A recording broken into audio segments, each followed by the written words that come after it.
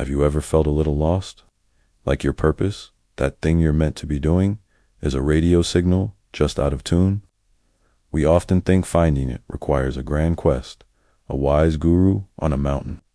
But what if the most profound lessons come from the people and moments we overlook? Let me tell you about my first unlikely mentor, Frank. He was the janitor at my first corporate job.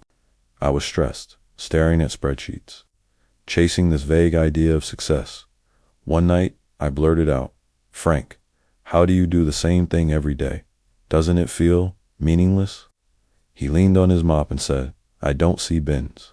I see a problem solved, a clean space, a fresh start for someone tomorrow. My job isn't to mop floors, it's to create order." His point was clear. Purpose is in the asterisk. Why asterisk you do the thing, not just the asterisk, what asterisk. That was lesson one. Purpose is a lens, not a destination. He reframed his task. What in your life feels like a chore? Could it be reframed to data? Entry isn't just typing. It's building the foundation for a bigger story. My second unlikely mentor was my 3-year-old niece, Chloe.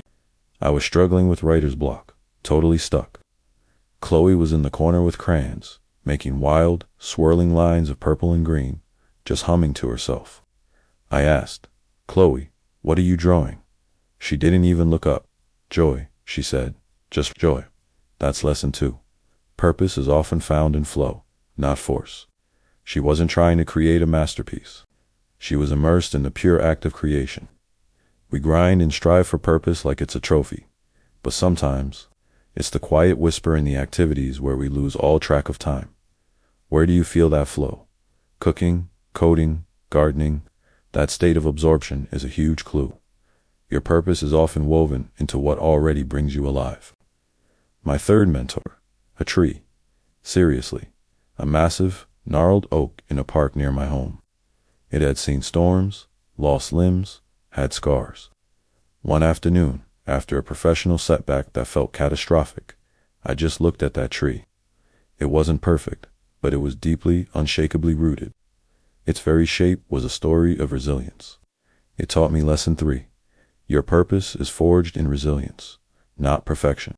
We think our purpose must be pristine, but the most powerful purposes are often born from our scars. The helper who emerged from their own pain, the innovator who solved a problem they once had. Your past struggles, your quirks, they aren't weaknesses. They are the very raw materials of your purpose. So, how do we start to practice this? First, practice humble curiosity. Talk to the Frank in your life. Ask the barista what they love about their craft. Really listen. Everyone has a philosophy forged in experience. Second, observe the absorbed. Watch a child play or a skilled artisan work. It will remind you of the feeling you're seeking. And third, look for the story in the scars. Examine your own life, not as a series of errors, but as a unique curriculum. What have your challenges prepared you to understand or to heal in the world? Your purpose isn't a single, shiny key to be found. It's a series of codes, scattered everywhere, held by the most unlikely mentors. The janitor teaching you about perspective, the child teaching you about presence, the old tree teaching you about resilience. You don't need a mountaintop, you just need to pay attention. Your purpose isn't out of tune. You might just have been listening on the wrong channel. Start listening today. Thanks for watching, and if this resonated, consider subscribing for more.